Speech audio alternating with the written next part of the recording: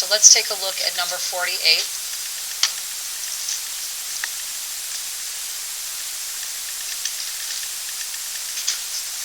Okay, so for 48 it says you have a subscription to an online magazine that allows you to view 25 articles from the magazine's archives. All right, so we have a magazine subscription, and we can see 25 articles. All right, then it says to us, you are charged an additional fee for each article after the first 25. So we have a fee for each additional article after 25 articles. These can get confusing. All right, so we just need to kind of read and pay attention to the information that they give us. After viewing 28 articles,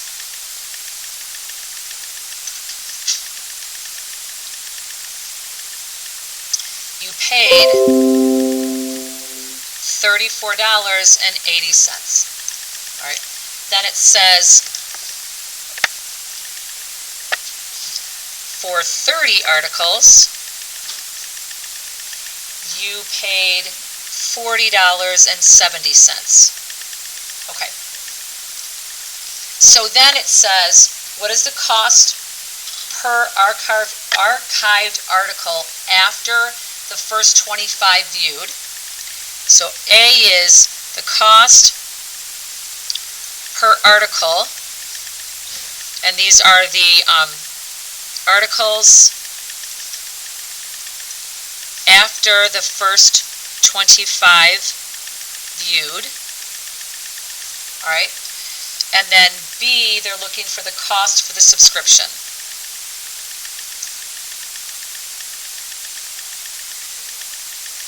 All right, for A, that's our M value. For B, that is our B value.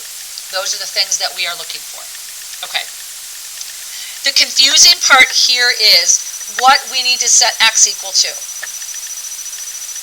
All right, so someone tell me, what did you say X was? What information did you say X was? Giselle?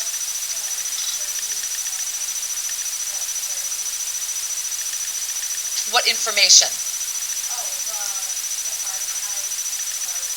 The number of archived articles total, or the number over 20, the number after 25?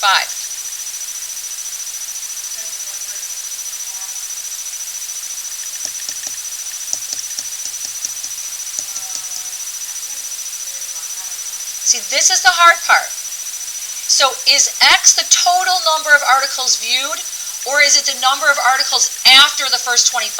Rita? It should be the numbers after 25. How many of you guys had that? So that should be what your X is. This is the number of articles. Let me write so you can read it. The number of articles after the first 25. Because this says the cost per article for articles after the first 25 viewed. So that should be what our X information is. Our Y is our total cost. Okay. So if I take a look at my information here, I have 28 articles for $34.80, not 24, 34. And then I have 30 articles for $40.70. Now, I need to change those into coordinate points. What is the coordinate point of that first one going to look like? L?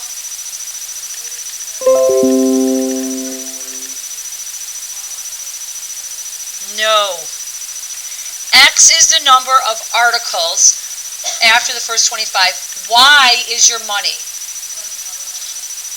So how many of you guys think it's 28, 3480? How many of you guys agree that that's what it is? All right.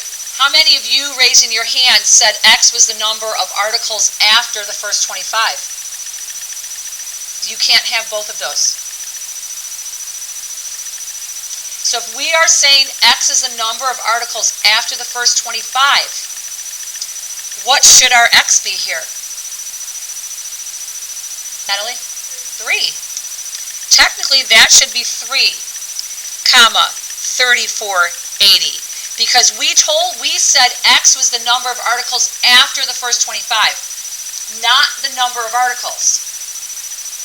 28 is the number of articles viewed.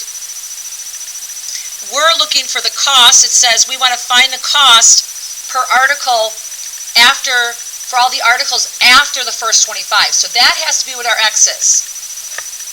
So then on this one, what would be this coordinate point? Rita? Yep. So that should be our 2 points. So to find our slope, it's y2 minus y1 over x2 minus x1. So this is going to be 40.70 minus 34.80 divided by 5 minus 3. All right, so let's do this math. So I have 40.7 minus 34.8. This gives me $5.90 over 2. So my slope is going to be $2.95 per article. Yes. You would still get the same thing because the difference between them is still going to be 2. No.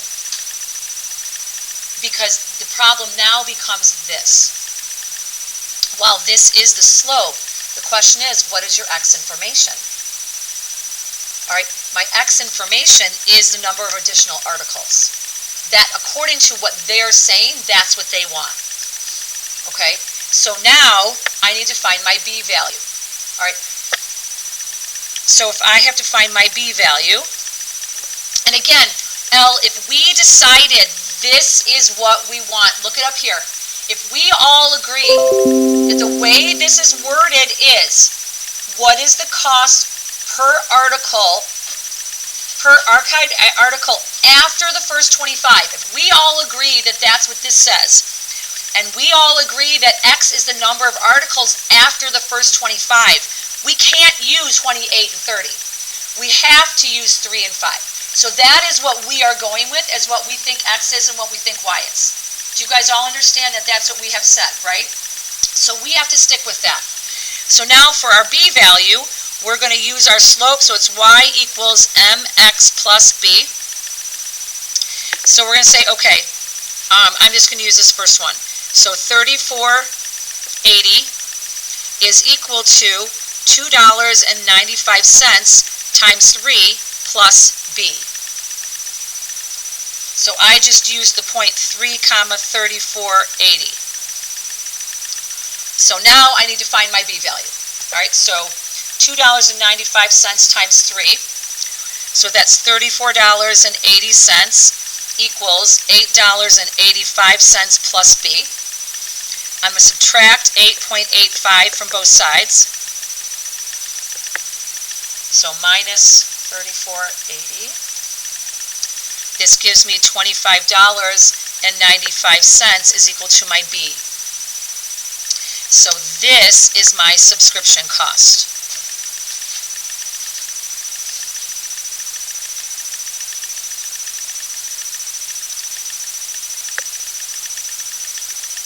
Now, if we had used 30 or 28 as our value, let's see what would have happened.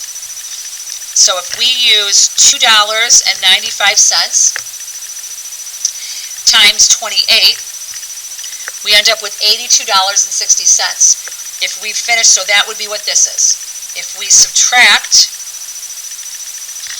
$34.80, we actually have to do a negative. This would be a negative $47.80. Can you guys see that? All right, so that's why it's really important that you recognize what does your X information stand for, what does your Y information stand for. You have to figure that out before you can do anything else. And then you have to make sense of the information that you were given. Joseph, does that help you? Awesome. What else can I do for you guys before we move on? Carmen?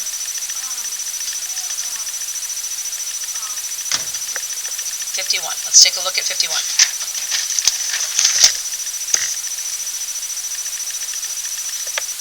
Okay, so 51 said, use the information in the article about the circulation of the Sunday paper. So it says, from 1970 to 2000, the number of Sunday newspapers in circulation increased at a relatively constant rate. So the circulation, meaning the people that got it, or it got around, it increased 11.8 newspapers per year. What kind of number is that? I want you guys to recognize it right away. Lily? That's a rate. So I'm guessing that's probably our slope, but we're going to keep going to write this information down. In 1997, there were 903 newspapers in circulation. Okay, so then it says about how many Sunday newspapers were in circulation in 1970. So A was the number in circulation in 1970. Well, 1970 is our first year. All right, so let's think about this for a second. We have the amount of newspaper, it increased the amount of newspapers per year. We are looking at a specific year with a certain number of newspapers. So the first thing I need to do is I need to define my x and I need to define my y. I'm going to use my rate to help me do that. Our denominator information is always what our rate units is going to, our x units is going to be. Our numerator information is always what our y information is going to be. So our y here is the total number of papers. What is our x? If we're just looking for this time frame, what is our x? Ashley? Yep. Okay, so I have my x, I have my y. If they're looking for the number of newspapers in circulation in 1970, what value is that in our equation? Once we set up a slope-intercept equation. No. That would be our x. What information is the number, once we set this equation up, I need you thinking about this. If 1970 is the beginning of our data, in our equation, what might be the number in circulation in 1970? That's our b value. That is our b value because it is the y information when s is 0 because it's in 1970. All right, so I want you to know that when it comes to our a. Well, the first thing I do is I need to come up with my equation. All right, I have our slope, thank goodness. All right, I have a data point. This is going to be, so my slope is 11.8. My data point is 7,903. All right, so now I have y equals mx plus b. So I have 903 equals 11.8 times 7 plus b. What did I do wrong? Yes.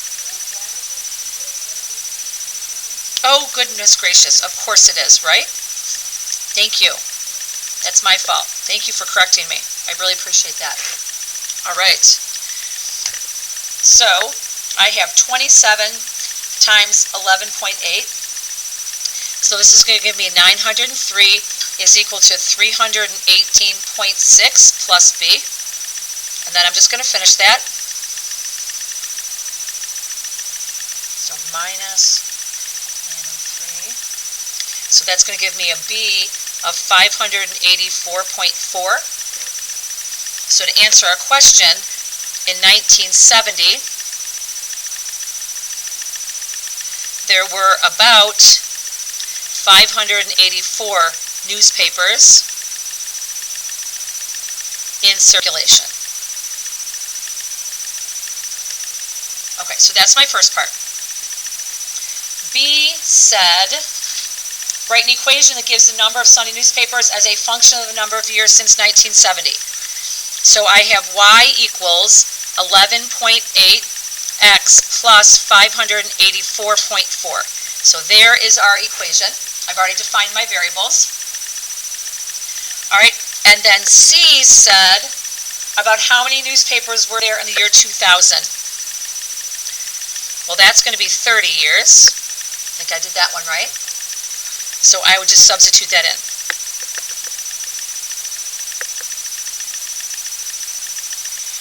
All right, so let's review here something.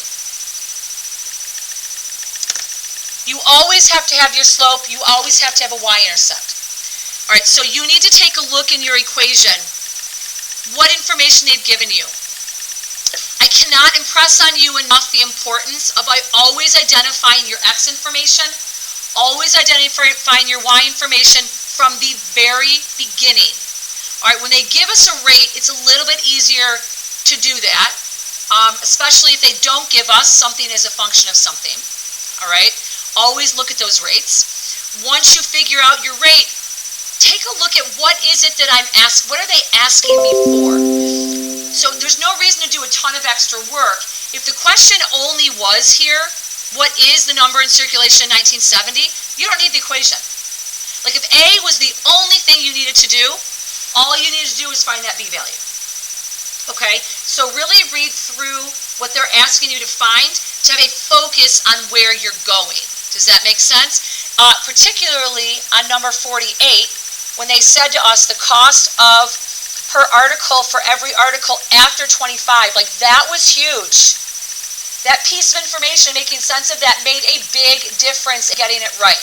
All right, so always identify your x and your y, read the entire thing through. All right, what else can I do for you guys?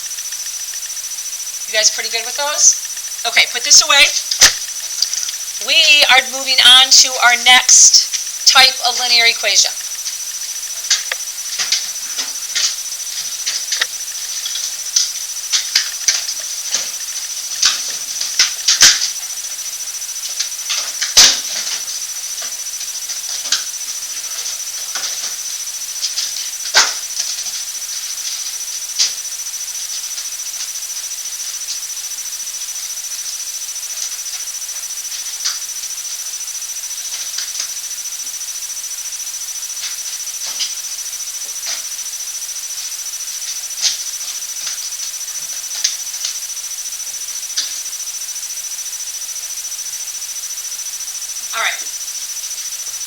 So today is 12:10. We are moving on to 4.3. All right, we're going to be talking about point slope form.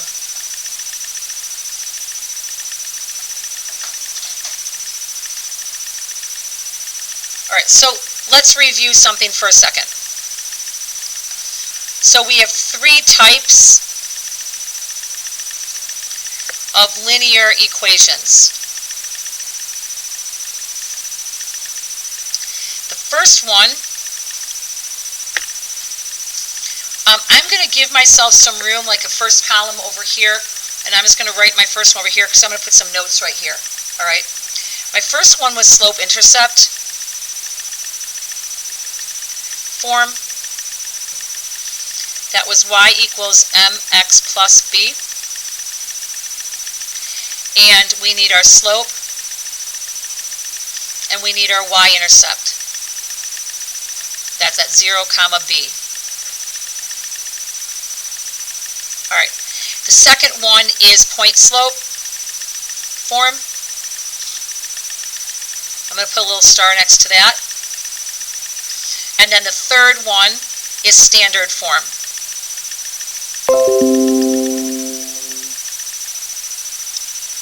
Okay. When I look at point point slope and slope intercept.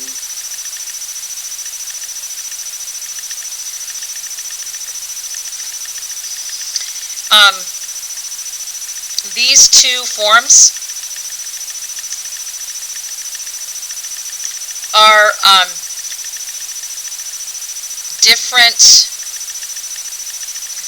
forms of the same equation.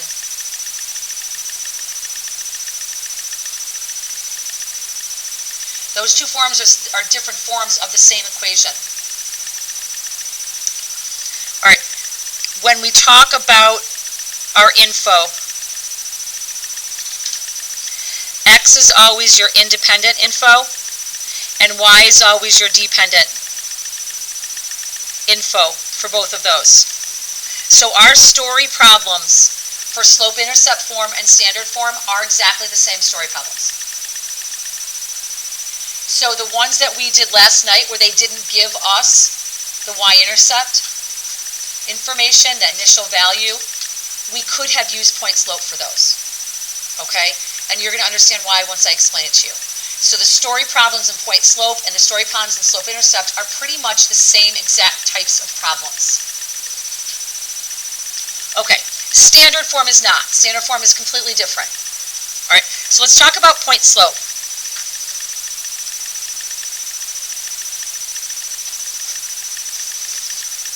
It's just exactly like what you think it says.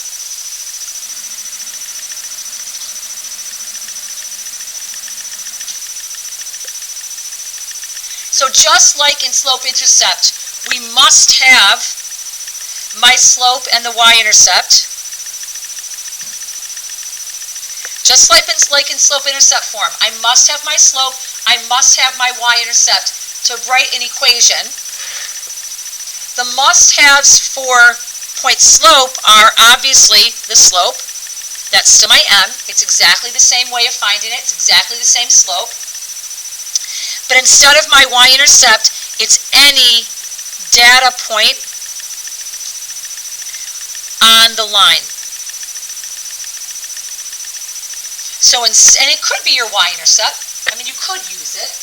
All right, but if you have your y-intercept, you're using slope-intercept.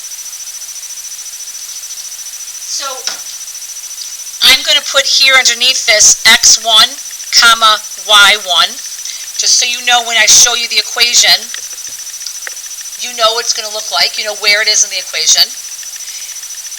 I would explain to you where the equation comes from, but you don't need to. It's from actually our slope formula, and you can kind of see our slope formula in it. Our equation is y minus y1 is equal to m times a quantity of x minus x1. That is the format. Can you kind of see where you might have used the slope equation to get to it? I mean, think about dividing both sides by x minus x1, and you'd get your slope equation. That's not coincidence, that really is how they found it. So the only reason why we have this is so that if we're not given our y-intercept, this is another equation. Instead of using slope-intercept and finding your b, we could simply just put it into here, and we'd never have to find our b if we didn't need to. All right, so this is the format. If you notice, these are both subtraction. Where in slope-intercept form, it's addition. Those are both subtraction, so make sure you pay attention to that. All right, so today all we're going to do, we're not doing any story problems. All we're going to do is we are going to be just writing point slope equations, just like we did slope intercept from like just data that I give you. Okay? You guys cool so far? Okay.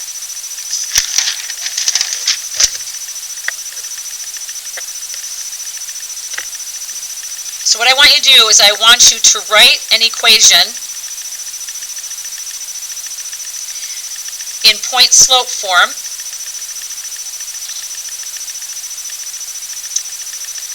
of the line that passes through 4, -3 with a slope of positive 2.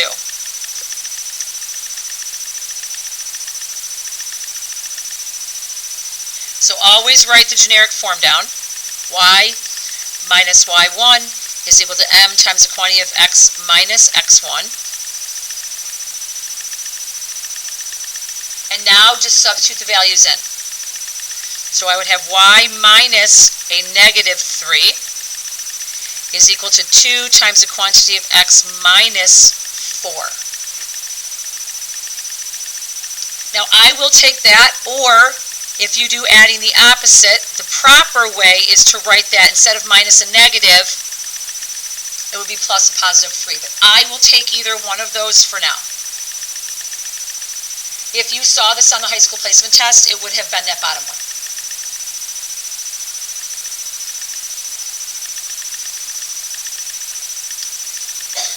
You guys cool so far? Okay. So now let me give you another one of those. No, we'll move on. Are you guys cool with that? Okay. So now what I want you guys to do is I'm going to give you a graph, and I want you to write an equation in point slope form for this graph. Write an equation in point slope form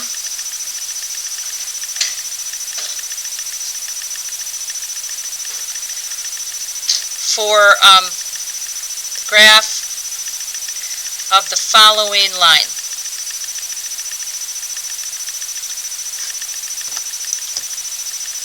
Alright, so here's my line. I'm going to put it off to the left, and you guys can do your work to the right if you want to. God bless you.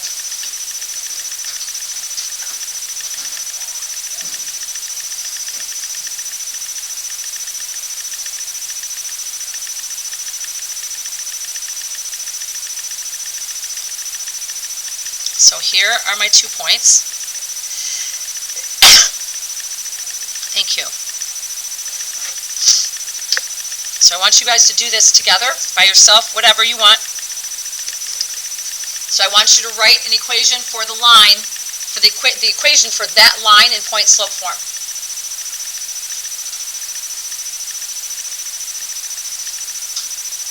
So this point here is negative 1, 3. And this point here is 1, 1. You guys should have known that, but make sure that's what it is. So go ahead and do this, please. Remember, you need your slope, and you need a point.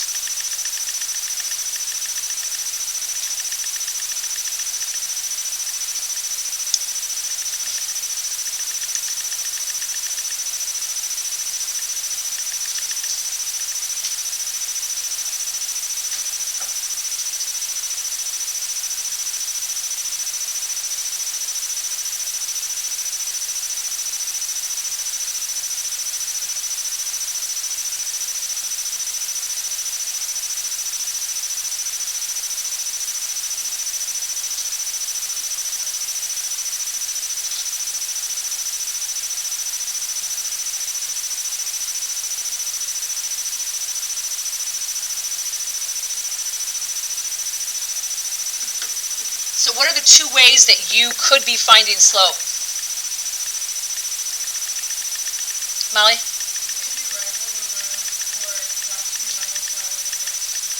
Excellent, yep. If you're given a graph, for the love of all that is good in this world, use rise over run. It's so much faster. All right? You don't have to, but I would.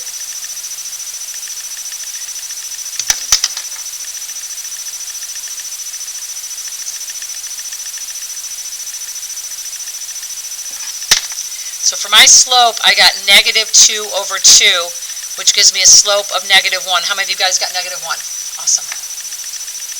All right, once you do that, it does not matter which point you use. You can use either of those 2 points in my equation. So I could use the point 1, 1, or I could use the point negative 1, 3. It does not matter, okay? So there are 2 possible equations that we could write All right, so my y minus y1 is equal to m times the quantity of x minus x1. So somebody write one of my possible equations. You don't need both, you only need one. Rafaela, write one for me.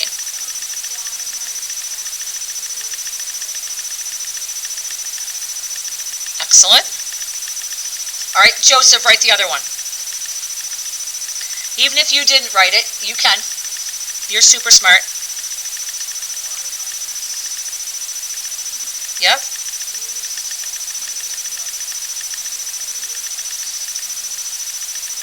Excellent. You guys cool with that? Not too bad, right? Okay. So now let's graph. All right, so now that we've written equations from just data given and from a graph, now let's graph.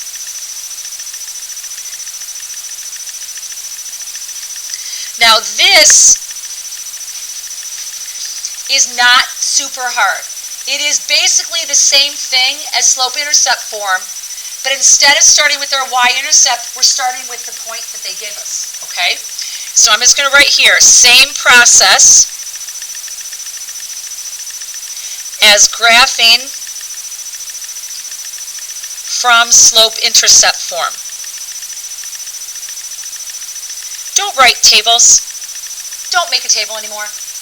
Just use your slope-intercept form or use your point-slope form and graph using that. It's faster, it's easier, less error for calculation problems. All right, so use this format.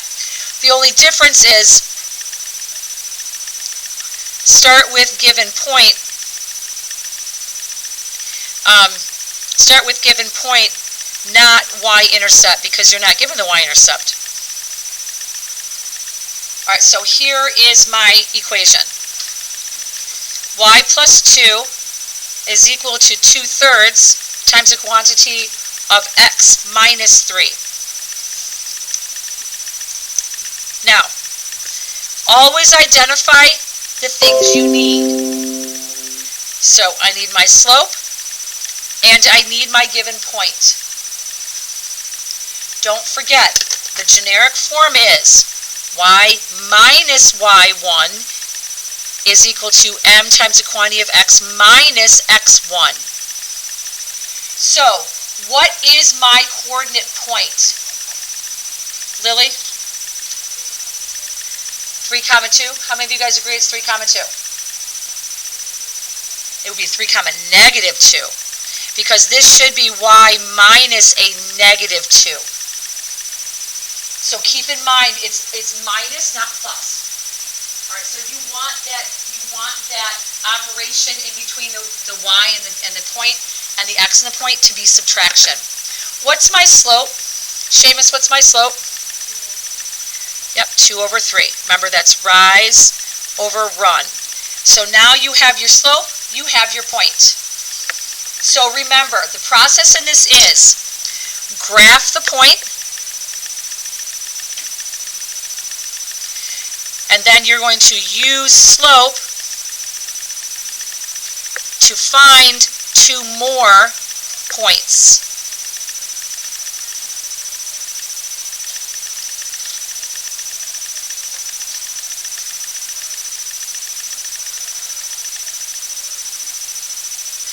Be smart about where that first point is, and if you're going to be going up or down in your slope, so you don't have that huge graph.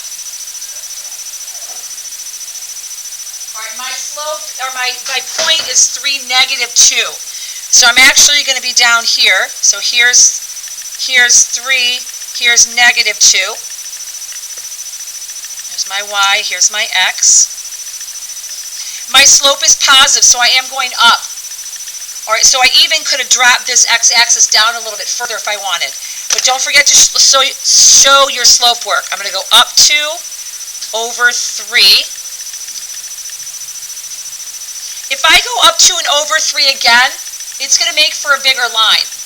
So what's another way that I could write my slope of 2/3, where I'm not going up 3 and to the right 3? How else could I write that?